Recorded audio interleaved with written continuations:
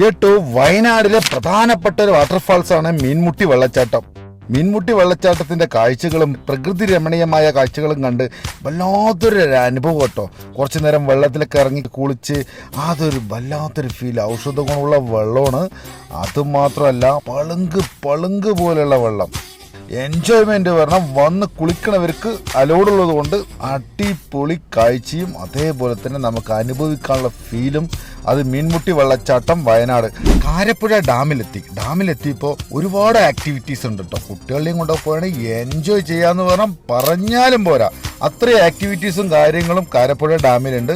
ആ ഡാമിന്റെ കാഴ്ചകളും ഒരുപാട് എന്റർടൈൻമെന്റ് ഉണ്ട് കേട്ടോ. അതിൻ്റെ കൂടെ സ്ലിക്ക് ലൈനും ജയൻസിങ്ങും അങ്ങനെ ഒരുപാട് നമുക്ക് അറിയാത്ത പേരുള്ള സാധനങ്ങളൊക്കെ വന്നിട്ടുണ്ട്. ഒരുപാട് നമുക്ക് എൻജോയ് ചെയ്യാനുള്ള സംഭവങ്ങളുണ്ട്. എന്തായാലും നമ്മുടെ കാരാപ്പുഴ ഡാം അമേസിങ് ഫീൽ തന്നെയാണ്. അവിടെ നിന്ന് ഞങ്ങൾ ഇതൊക്കെ കഴിഞ്ഞ് നേരെ പോയത് ബാണാസുര സാഗർ ഡാമിൻ്റെ മേൽക്കാട്ടോ. നല്ല പ്രകൃതി രമണീയമായ നല്ലൊരു അടിപൊളി കാഴ്ച കേട്ടോ.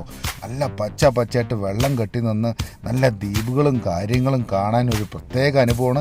ഇവിടെ പ്രത്യേകിച്ച് വേറൊന്നും കൂടി പറയാനുണ്ട്. ഒരുപാട് സോളാർ പാനലുകൾ വെച്ചിട്ട് ഒരുപാട് ഭാഗത്തേക്ക് ഇവിടുന്ന് കറണ്ട് സോളാർ പാനലിൽ കൂടെ എടുക്കേണ്ടതെന്നുള്ള KICBയുടെ ഒരുപാട് സർവീസ് സ്റ്റേഷൻ കാര്യങ്ങളൊക്കെ ഇവിടെ തന്നെയുണ്ട്.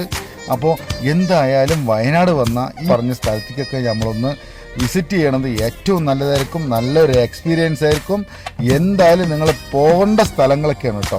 അപ്പോൾ ഒരുപാട് കാഴ്ചകളും പ്രകൃതിയുടെ ഭംഗിയും അതിൻ്റെ കൂടെ തന്നെ ഒരുപാട് എൻ്റർടൈൻമെൻറ്റ് ഗെയിമുകളും.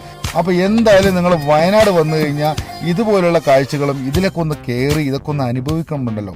ഒരു അടിപൊളി ഫീൽ എന്ന് പറഞ്ഞാൽ ഒരു അടിപൊളി ഫീലാട്ടോ. എന്തായാലും ഒന്നും പറയാനില്ല, അടിപൊളി കാഴ്ചകളാണ്. വയനാട് വന്നാൽ ചുരുങ്ങിയത് നമുക്കൊരു 5 ദിവസമെങ്കിലും വേണം ഇത് കംപ്ലീറ്റ് കവർ ചെയ്യണമെങ്കിൽ. എന്തായാലും സൂപ്പറായിട്ട് തന്നെ പറയാം.